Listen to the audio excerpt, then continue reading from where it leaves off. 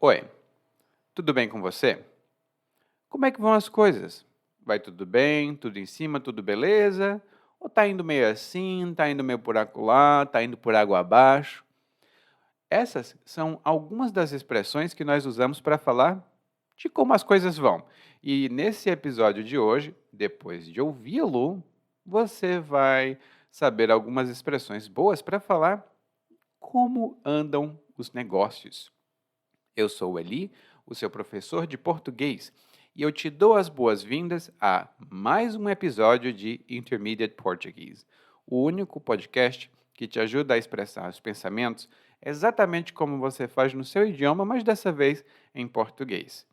E só para lembrar, esse episódio tem transcrição aberta para os nossos alunos da academia, e se você quiser bater um papo com outros alunos, pessoas que pensam parecido e que gostam de falar sobre cultura, sobre idiomas, dê uma olhada no nosso clube. Eu vou falar o link em inglês, mas você pode encontrar o link também aqui embaixo nas notas desse episódio. O link é www.portuguesewitheli.com/club. Mais uma vez, www.portuguesewitheli.com/club. É difícil falar em dois idiomas ao mesmo tempo e não ficar confuso. Mas agora nós vamos começando o nosso episódio de número 270, ou 270, porque o 269, como 60 é muito grande, a gente fala meia, né? Então, é o 270 mesmo. Como vão os negócios?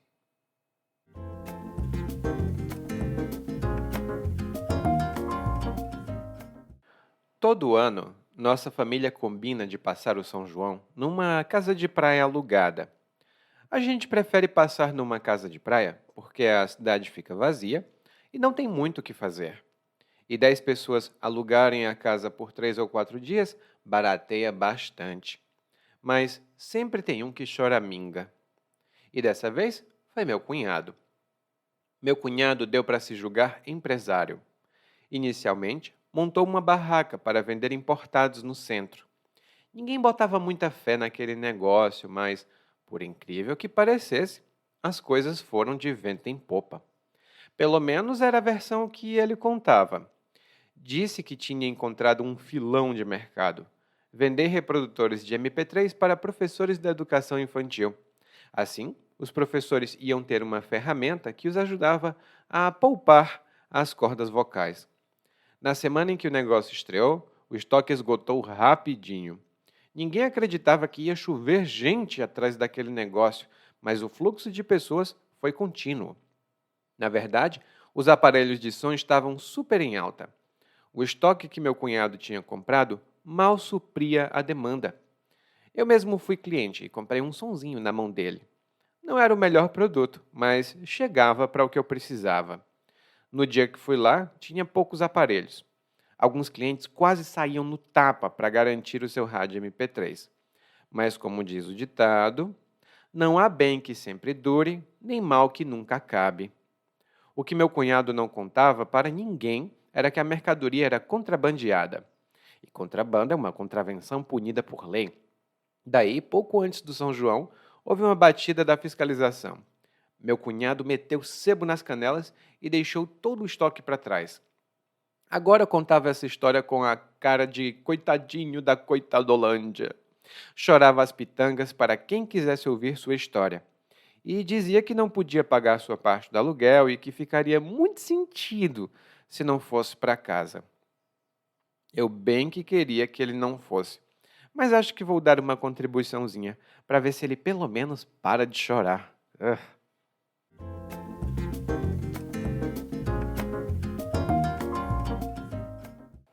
Bom, o narrador começa esse monólogo falando sobre um hábito que a família dele tem.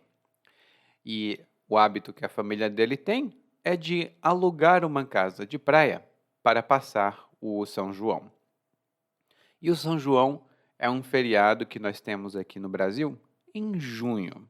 hum? Normalmente as pessoas viajam, vão para o interior ou vão para uma casa de praia, como a família do narrador faz. Aliás, ir para uma casa de praia é bem comum. Eu mesmo fui para uma em 2020, mas a minha família sempre vai, né, parte da minha família sempre vai todos os anos, ou no Natal, ou no Ano Novo, ou em algum feriado longo, né, para poder parar de trabalhar e aproveitar um pouco.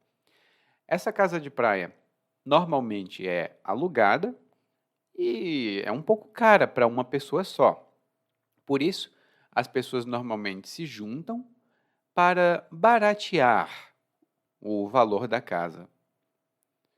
E baratear é a primeira palavra que o narrador utiliza aqui, dizendo que quando 10 pessoas alugam uma casa, isso barateia bastante o custo. E baratear significa tornar barato, deixar mais barato. Por exemplo, antes eu preparava esse prato com a melhor carne que eu podia encontrar. Mas agora a carne está muito cara, então esse prato fica muito caro. O que foi que eu fiz? Eu substituí a carne por soja, fiz um tempero muito bom, e isso barateou muito esse prato agora. Eu preparo ele e não gasto mais R$ 80. Eu gasto R$ 25. Ah, e realmente tem muitas famílias aqui no Brasil que substituem uma coisa por outra para baratear, né, o preço ou para baixar o preço do prato que eles preparam. Lá em casa mesmo, quando eu era mais jovem, a gente usava muita carne nas refeições e minha mãe começou a substituir por soja para baratear. E o narrador diz: mesmo que 10 pessoas se juntem para baratear os custos, sempre tem um que choraminga.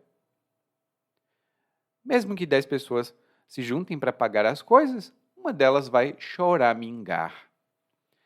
E choramingar é um verbo, eu diria, mais informal e significa reclamar ou chorar de forma insistente, geralmente para conseguir alguma coisa ou então para fazer as outras pessoas sentirem pena de você.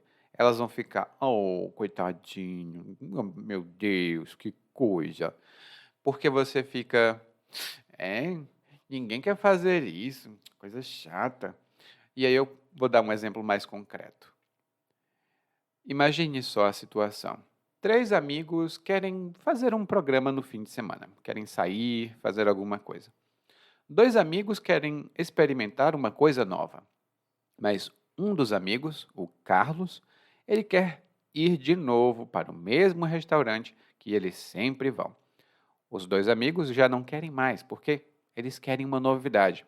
Então eles dizem: nós vamos para outro lugar. Aí o Carlos fica: é, ninguém quer mais ir para o restaurante, coisa chata. Agora a gente tem que ficar indo para um lugar novo. Eu não gosto não. Mas vocês vão, né? Talvez eu vá, mas poxa, ninguém quer mais ir para aquele lugar. E a pessoa fica reclamando e reclamando e reclamando até conseguir o que ela quer, ou até as outras pessoas decidirem que não vale a pena. E choramingar, concretamente, é diferente de chorar. Enquanto chorar, a pessoa seria mais ou menos assim. Choramingar fica não é uma coisa tão sonora, tão vocal.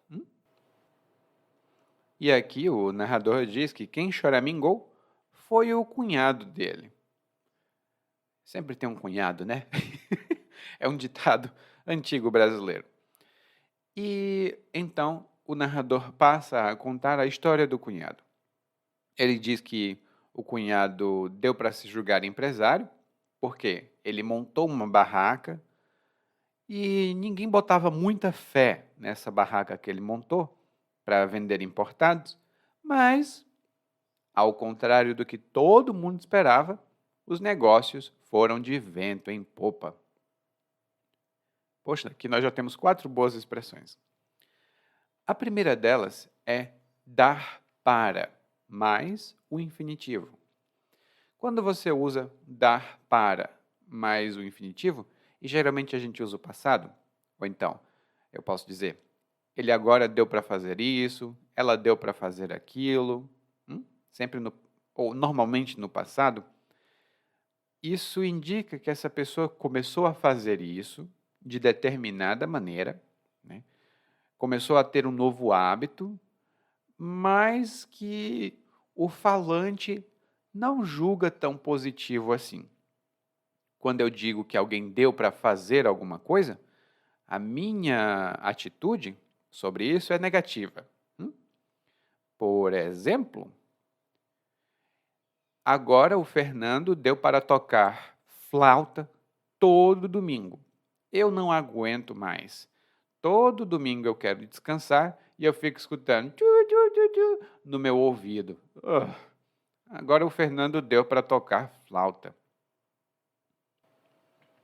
Outro exemplo que eu posso dar é: olha, eu não entendo a Maria. Ela está falando umas coisas estranhas. Agora deu para ser poeta. Ela escreve poesias e fica declamando a poesia dela para todo mundo que quiser ouvir. Eu não quero ouvir, mas ela continua fazendo isso. Agora deu para ser poeta. E você percebe que, além de utilizar no passado, eu normalmente combino deu para fazer com a palavra agora. Então, agora deu para fazer isso mesmo. Essa expressão tem outros sentidos, eu vou colocar lá no guia para os alunos, na academia, e se você estiver participando na academia e não encontrar informação, fale comigo. Eu vou encontrar a informação para você e vou deixar bem claro o local onde ela está. A outra expressão que o narrador utilizou foi barraca, que é uma palavra na verdade só, né? Não é uma expressão completa. E a barraca aqui no Brasil é um pequeno ponto de venda, é um local para as pessoas venderem alguma coisa e geralmente é um ponto muito simples e também não é uma coisa muito complexa que vai ficar muito tempo, não. Geralmente fica nas ruas ou nas praças. Se você for nas praias de Fortaleza, especialmente na praia da Beira-Mar, perto de lá tem um bocado de barraca que vende artesanato. Aquelas barracas são permitidas, outras barracas em outros lugares são ilegais. E no centro das cidades aqui nós temos muitas barraquinhas. As pessoas montam uma barraca e você pode comprar de tudo lá. Pode comprar perfume falsificado, pode comprar eletrônico importado, pode comprar pilha, pode comprar tudo, porque essas barraquinhas realmente são provisórias. Normalmente, para montar uma barraca na rua para vender alguma coisa, precisa de autorização da prefeitura, né? Se a pessoa não tem autorização, ela está ali irregular. E a gente vai ver mais sobre isso daqui a pouquinho. Porque o cunhado do narrador montou uma barraca para vender importados. E a família do cunhado aqui não botou muita fé na barraca dele. Isso porque normalmente essas barracas não vendem lá tanta coisa. Ou melhor, não vendem tanto, né, para dizer, nossa, a pessoa ganha milhares de reais. Não, é uma coisa simples. E quando o narrador disse que ninguém botava fé naquele negócio, significa que ninguém acreditava que funcionaria, ninguém confiava que aquilo ia dar certo, né? E quando você bota fé em alguma coisa, isso significa que você acredita que vai acontecer, acredita que vai ter sucesso, acredita que vai funcionar. Por exemplo, eu tenho um amigo que quer trabalhar em uma empresa multinacional, mas o meu amigo está receoso, ele está com medo porque ele acha que não tem as habilidades necessárias. E eu disse para o meu amigo, vá lá, eu boto fé que você vai conseguir o seu emprego lá. Eu boto fé que você vai conseguir. Ou seja, eu acredito que você vai conseguir.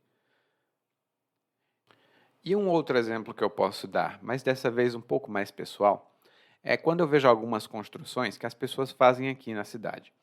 Elas estão construindo um prédio, uma casa, geralmente um prédio muito alto, mas elas não têm arquitetos, elas não têm engenheiros, elas simplesmente constroem. Aí eu olho para um prédio, eu vejo que ele está ficando um pouco irregular, né? Não está muito reto, parece que vai cair.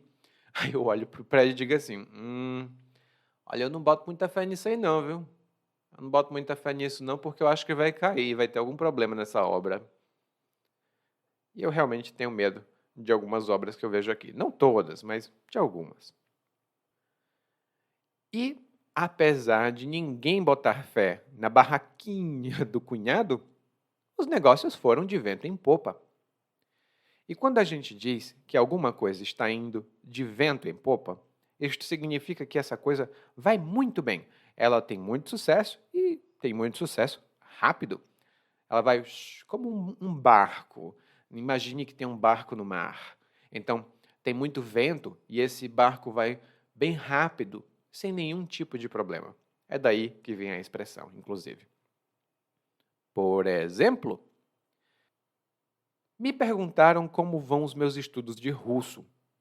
Eu admito, no começo era muito difícil, mas agora está indo de vento em popa. Eu estou estudando bem, estou aprendendo bem, estou usando bem o idioma, então está indo de vento em popa. E essa é outra possível resposta. Se alguém perguntar a você como vão as coisas, você pode dizer: está tudo indo de vento em popa. Isso significa está tudo indo muito bem.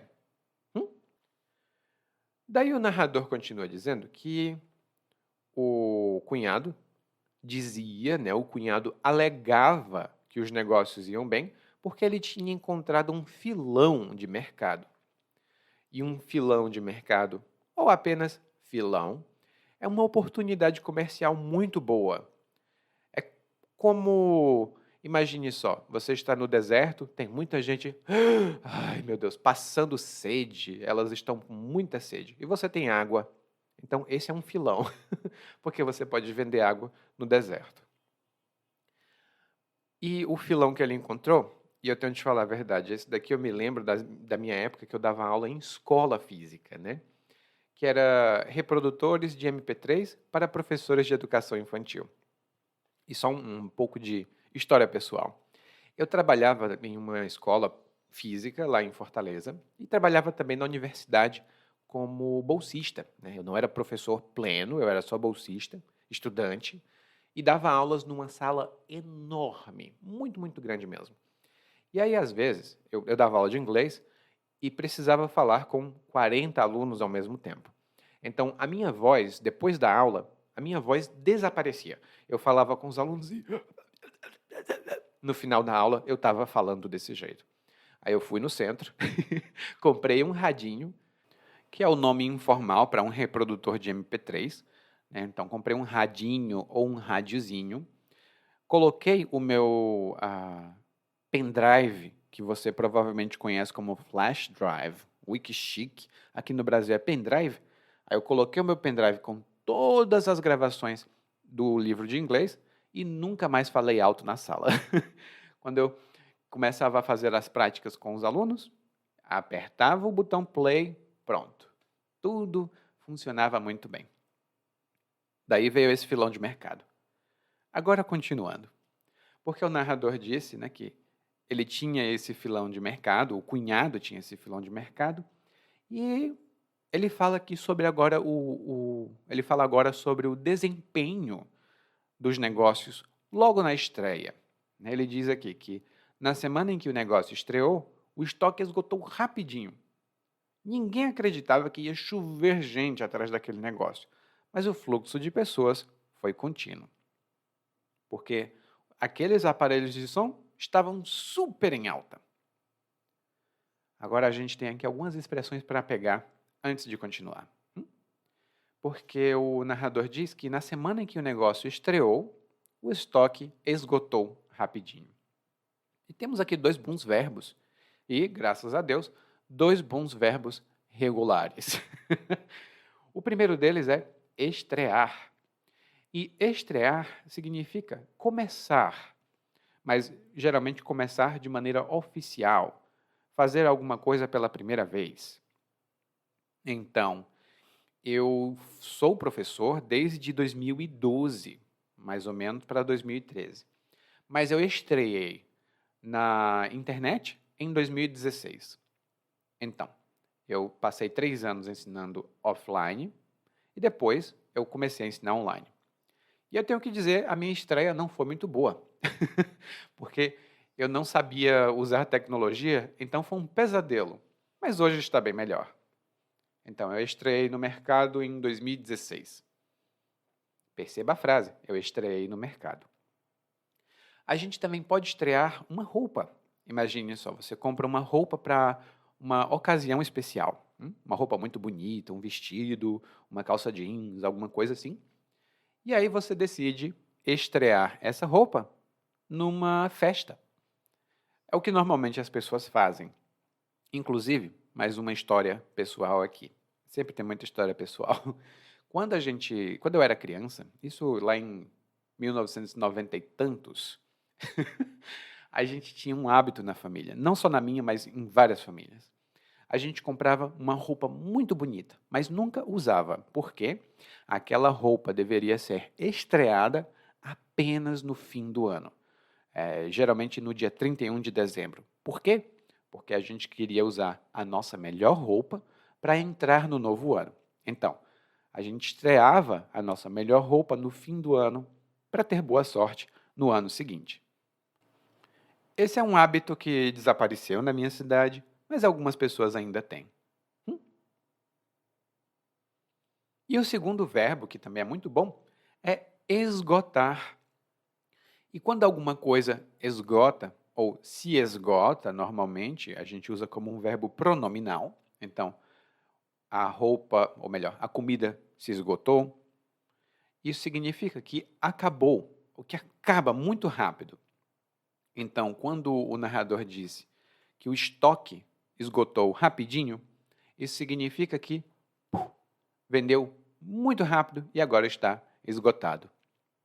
Inclusive, é essa palavra que você vê quando você vai comprar alguma coisa, mas não tem mais. Então, tem alguns produtos que eu vou comprar na internet, especialmente livros. E em um dia eu vejo que o produto está lá, aí eu penso, eu vou pensar um pouco antes de comprar. Quando eu vou comprar, o negócio está esgotado. Me dá uma raiva. E isso esgota a minha paciência. Eu também posso usar dessa forma.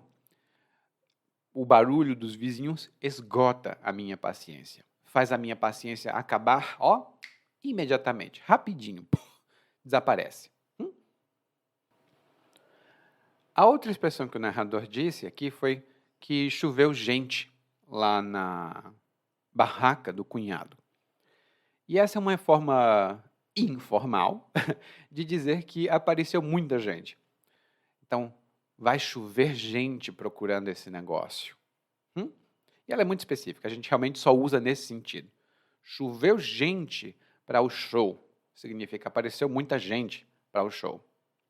Às vezes a gente também fala, o que choveu de gente lá, meu Deus, foi muita gente. A gente usa com a preposição de, mas normalmente pode usar sem. Sem a preposição, que eu quero dizer.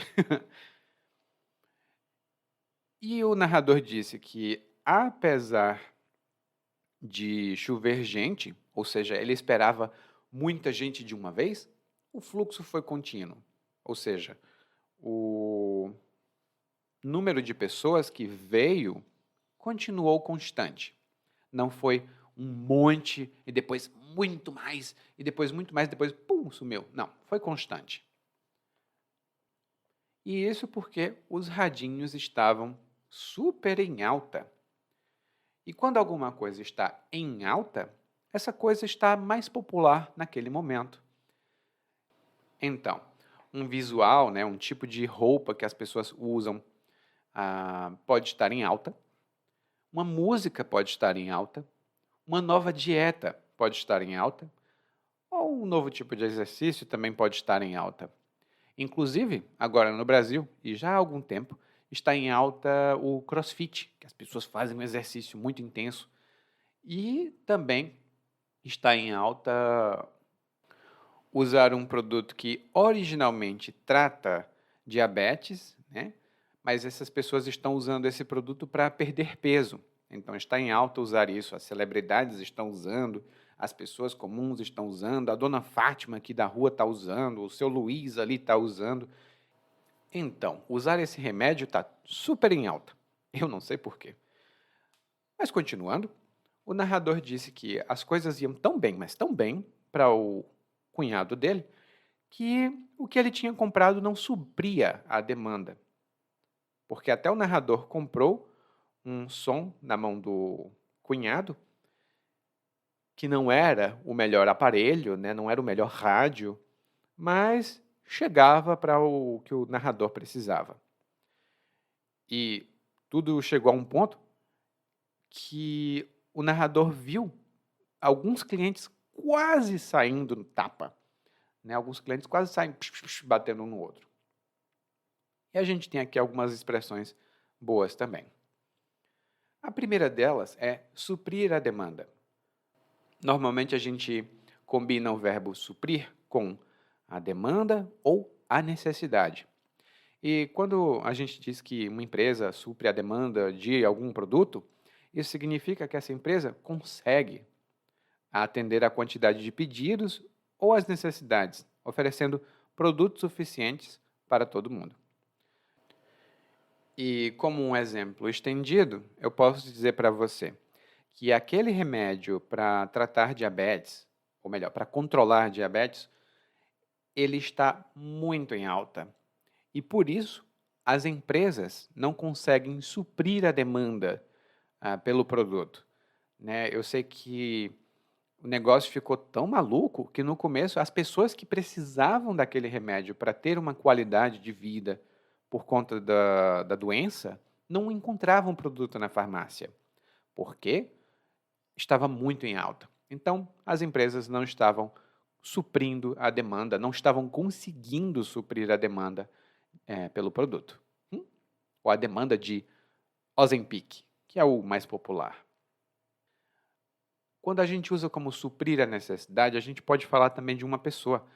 Por exemplo, tem algumas pessoas que precisam sempre estar em um relacionamento. E aqui não é uma crítica, tá, gente? É um exemplo. Tem pessoas que precisam sempre estar em um relacionamento romântico porque elas precisam da outra pessoa para suprir necessidades que elas têm de atenção, de amor e coisas que talvez um psicólogo pudesse ajudar a identificar. Eu digo isso não como crítica, mas me lembrando de uma amiga.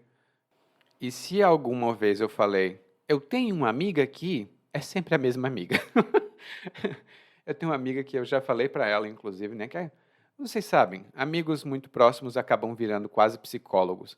Então, ela me fala, às vezes eu digo, olha, talvez você esteja procurando essa pessoa que não é muito legal para suprir as suas necessidades de carinho e atenção que você não teve no passado. Às vezes eu falo isso, mas isso só para os meus amigos mais próximos, porque eu sou professor e não psicólogo. O narrador também disse que ele comprou um rádio na mão do cunhado, e comprar na mão de alguém é só uma forma de dizer comprar diretamente de alguém.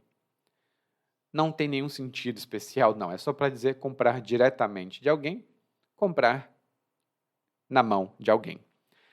E inclusive você vai encontrar alguns vendedores na rua, né? Quando tem 2 ou 3 vendedores, um perto do outro, um deles vai provavelmente gritar: na minha mão é mais barato. Ou seja, comprando diretamente de mim é mais barato. Não compre dos meus concorrentes, compre de mim, porque na minha mão é mais barato.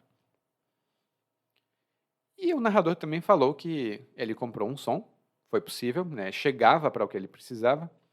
E quando a gente diz que alguma coisa chega para outra coisa, também tem o sentido de ser suficiente. Então, por exemplo, esse mês eu acho que o meu dinheiro não vai chegar para pagar todas as contas.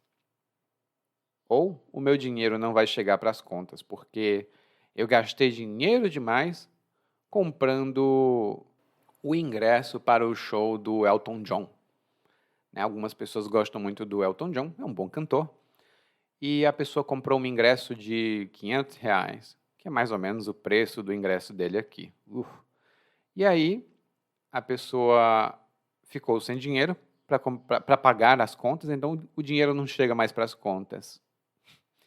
Esse uso é muito informal, eu tenho de dizer, e é mais comum com pessoas mais velhas. Eu não sou exatamente uma pessoa mais velha, eu tenho 37 para 38 anos, mas eu convivi principalmente com pessoas de mais de 50 anos durante quase toda a minha vida. Então eu aprendi o vocabulário deles. Os jovens hoje não vão dizer, isso não chega para as contas. Eles vão dizer, isso não dá para as contas. Então, quando o narrador disse que o som chegava para o que ele precisava, ele quis dizer que o som dava para o que ele precisava. Tenha atenção. Gerações diferentes falam de uma maneira um pouco diferente. Daí o narrador sinaliza que a história vai mudar, porque ele diz que não há bem que sempre dure, nem mal que nunca acabe. E esse é um ditado que significa que o que é bom acaba, mas o que é ruim também acaba. E o que era bom acabou, porque o cunhado estava ganhando dinheiro, mas daí aconteceu um problemão. Porque a mercadoria que ele vendia, ou seja, os produtos que ele vendia, eram contrabandeados. E o contrabando é uma contravenção punida por lei.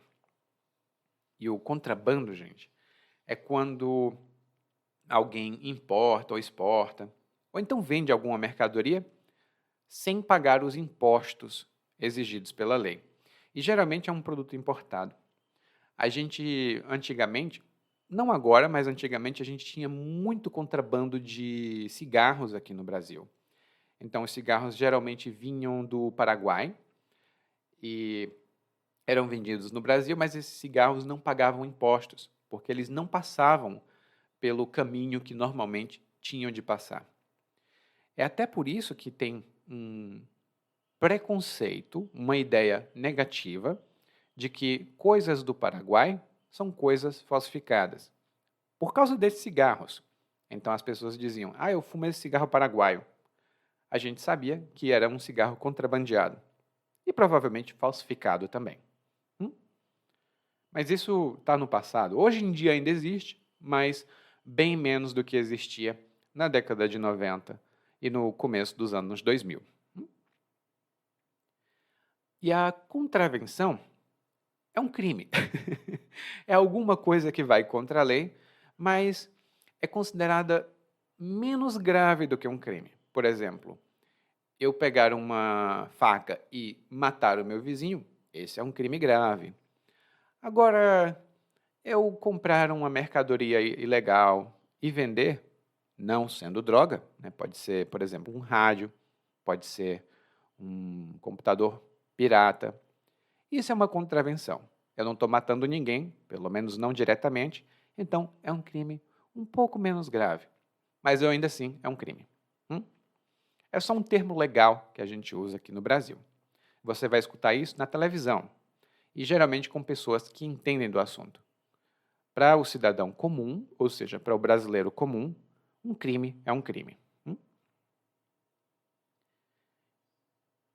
E normalmente nesses lugares, aí eu tenho que dar um exemplo, porque uma coisa que a gente sabe aqui no Brasil é que todo mundo sabe tudo o que está acontecendo, mas escolhe não agir no momento adequado. Por exemplo, a prefeitura normalmente sabe onde é que está acontecendo todo tipo de irregularidade na cidade, mas ela resolve fazer vista grossa. Ela não olha, ou então ela olha e finge que não vê. Então, quando a gente passa no centro da cidade, seja aqui em Salvador, seja em Fortaleza, seja em São Paulo e no Rio de Janeiro, a gente sabe que tem muita gente que vende mercadoria roubada ou mercadoria contrabandeada. E isso é natural. Então, A prefeitura deixa aquilo acontecer durante um tempo, mas regularmente eles fazem uma visita de fiscalização.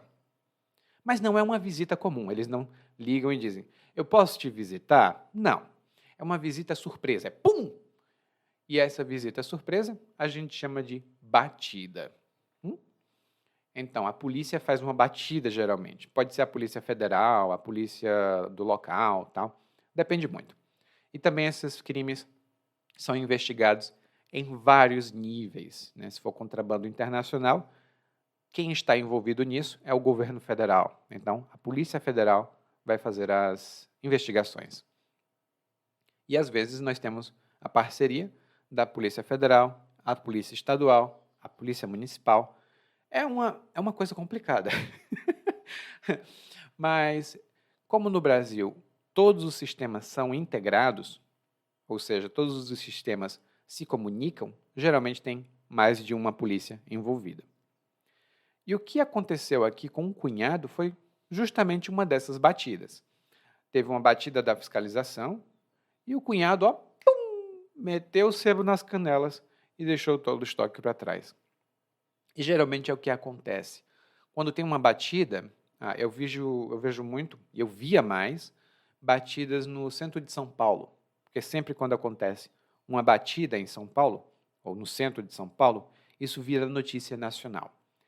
Daí, os policiais chegam de surpresa e falam com todos os vendedores das barracas e perguntam: onde estão os documentos dessas mercadorias? Se o vendedor não tem os documentos, a polícia leva todos os produtos e depois provavelmente vão ou destruir os produtos ou vão, dependendo do tipo de produto, vão vender os produtos, mas agora com as notas fiscais, os documentos corretos. É um processo complicado, mas tem esses dois destinos comuns. Ou vende ou destrói. Se você quiser ver como funciona uma dessas, coloque batida policial na 25 de março, ou então fiscalização na 25 de março. É geralmente o que aparece no YouTube, quando você procura. E quando o cunhado aqui viu a fiscalização, ou seja, ele viu os fiscais, as pessoas que vão fazer a inspeção dos produtos para ver se está tudo direito, se está tudo correto, ele mete sebo nas canelas, que é uma expressão antiga para dizer que uma pessoa começou a correr muito rápido, geralmente para fugir de algum local ou para chegar muito mais rápido em outro local. Então, como exemplo, eu tenho mais uma história pessoal. Hoje eu estou nostálgico, gente. Mas quando eu era criança, eu estava participando de um evento da escola. Era um evento na rua, então um professor ficava responsável por um grupo de alunos. E eu estava nesse grupo, a gente estava na rua e começou um tiroteio. Foi pá, pá, pá, pá, pá, bala para todo lado. Eu não vou dizer que onde eu cresci era o lugar mais tranquilo do mundo, que não era. Então a gente estava acostumado, tipo, bala, ai, o que é um tiro? Que bobagem. Mas o meu professor não estava, porque ele não era da nossa cidade. Então, quando começou o tiroteio, em vez de o professor procurar um local para se esconder, como a gente fez, né? Porque nós alunos, nós corremos para um bar que tinha perto e nos escondemos lá e o dono do bar fechou a porta. Tranquilo. O professor não, o professor meteu sebo nas canelas. Gente, esse professor corria tão rápido, ele corria tão rápido que o pé dele batia na bunda. A gente ficava brincando depois com ele, né? Tipo, professor medroso e tal. Mas o coitado, é natural. Né? Não é todo dia que a gente participa de um tiroteio. Então ele meteu sebo nas canelas. E como eu disse, meter sebo nas canelas é uma expressão antiga. Hoje em dia, só pessoas com mais de 30 anos ou 40 vão dizer isso. Ou vão reconhecer essa expressão. E o resultado foi que o cunhado fugiu, deixou os produtos, a polícia levou os produtos e muito provavelmente ele teve um prejuízo, ele teve uma perda financeira. Ele perdeu os produtos ali e o dinheiro com isso. E agora ele contava essa história com cara de coitadinho, né? Uma cara que merece pena, que merece ajuda. E geralmente quando alguém faz alguma coisa com cara de coitadinho, a gente acha que é exagerado. Então, olha, ele vem com essa cara de coitadinho dizer que não tem dinheiro, sendo que ele tem 8 casas. Como é possível? Ele não tem dinheiro para alugar uma coisa quando ele tem 8 casas. É difícil, né?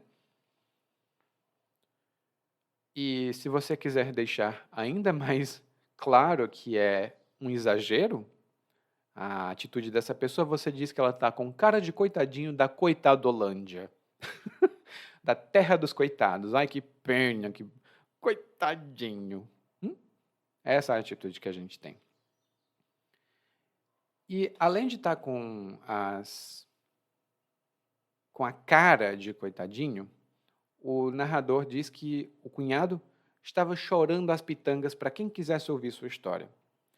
E chorar as pitangas é uma expressão informal, também um pouco mais literária, ou um pouco mais antiga, que significa reclamar pra caramba, mas de uma maneira quase chorando, e geralmente para conseguir que alguém simpatize com você ou tenha pena.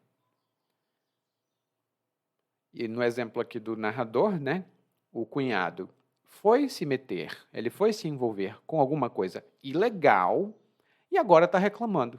Ele está, ai, ai, ai, nesse país ninguém pode trabalhar, a gente quer vender uma coisa, mas agora o governo quer que a gente pague impostos. Esses impostos são uma ladroagem, é um roubo. Isso é chorar as pitangas. Não é necessariamente a pessoa chorar, mas reclamar demais. E geralmente sem razão. Porque aconteceu alguma outra coisa. E o narrador disse aqui, né, que o cunhado falava que ficaria muito sentido se ele não fosse para a casa alugada no São João, mas que também não tinha dinheiro para pagar.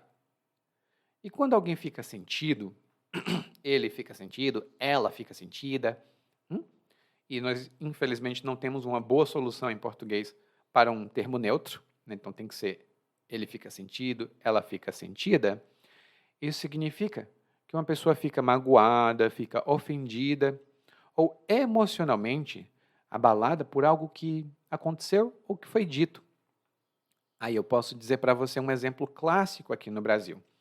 Muitas pessoas ficam muito sentidas quando as outras não lembram do aniversário dela.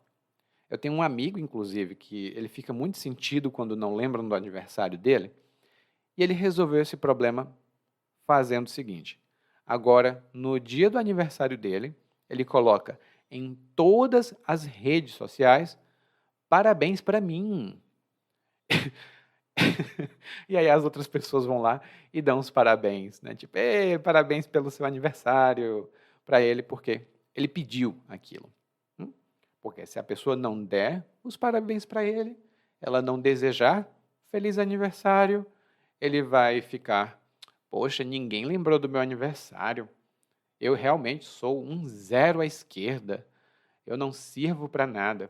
Ele fica muito sentido e muito autodestrutivo, é a palavra que eu diria. E o narrador não gosta muito do cunhado, aparentemente, porque ele não queria que o cunhado fosse. Mas no final ele vai acabar pagando um pouco a mais para ver se o cunhado para de chorar. Aí você vê aqui que chorar tem uma conexão muito grande com reclamar. E é um termo realmente muito comum. Normalmente eu lembro quando eu jogava com os meus amigos, jogava futebol, algum esporte, alguma coisa assim, sempre tinha um chorão no nosso grupo, ou uma chorona, que não concordava com as regras.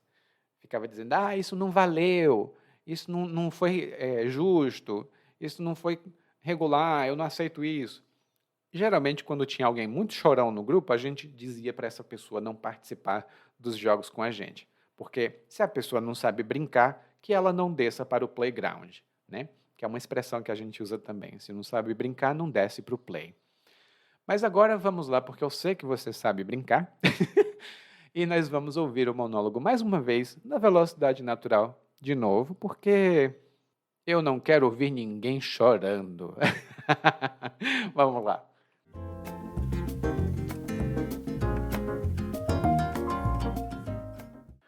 Todo ano, nossa família combina de passar o São João numa casa de praia alugada.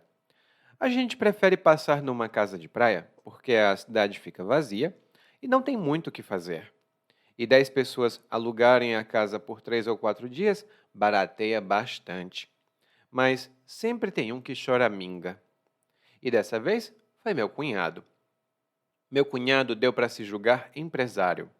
Inicialmente, montou uma barraca para vender importados no centro. Ninguém botava muita fé naquele negócio, mas, por incrível que parecesse, as coisas foram de vento em popa. Pelo menos era a versão que ele contava.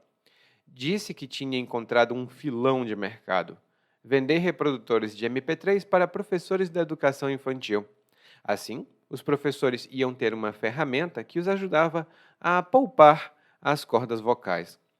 Na semana em que o negócio estreou, o estoque esgotou rapidinho. Ninguém acreditava que ia chover gente atrás daquele negócio, mas o fluxo de pessoas foi contínuo. Na verdade, os aparelhos de som estavam super em alta. O estoque que meu cunhado tinha comprado mal supria a demanda. Eu mesmo fui cliente e comprei um sonzinho na mão dele. Não era o melhor produto, mas chegava para o que eu precisava. No dia que fui lá, tinha poucos aparelhos. Alguns clientes quase saíam no tapa para garantir o seu rádio MP3. Mas, como diz o ditado, não há bem que sempre dure, nem mal que nunca acabe. O que meu cunhado não contava para ninguém era que a mercadoria era contrabandeada. E contrabando é uma contravenção punida por lei. Daí, pouco antes do São João, houve uma batida da fiscalização. Meu cunhado meteu sebo nas canelas e deixou todo o estoque para trás. Agora eu contava essa história com a cara de coitadinho da coitadolândia. Chorava as pitangas para quem quisesse ouvir sua história. E dizia que não podia pagar sua parte do aluguel e que ficaria muito sentido se não fosse para casa. Eu bem que queria que ele não fosse, mas acho que vou dar uma contribuiçãozinha para ver se ele pelo menos para de chorar.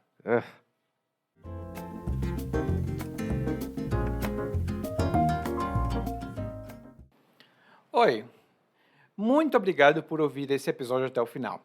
Eu sou o Eli e eu agradeço muito o seu apoio. Se você tiver tempo e puder, por favor, deixe uma avaliação sobre esse podcast na plataforma que você escuta o podcast. Claro, nem todas as plataformas podem fazer isso. Se a sua não puder, não tem problema.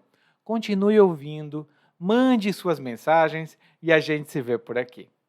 Tchau!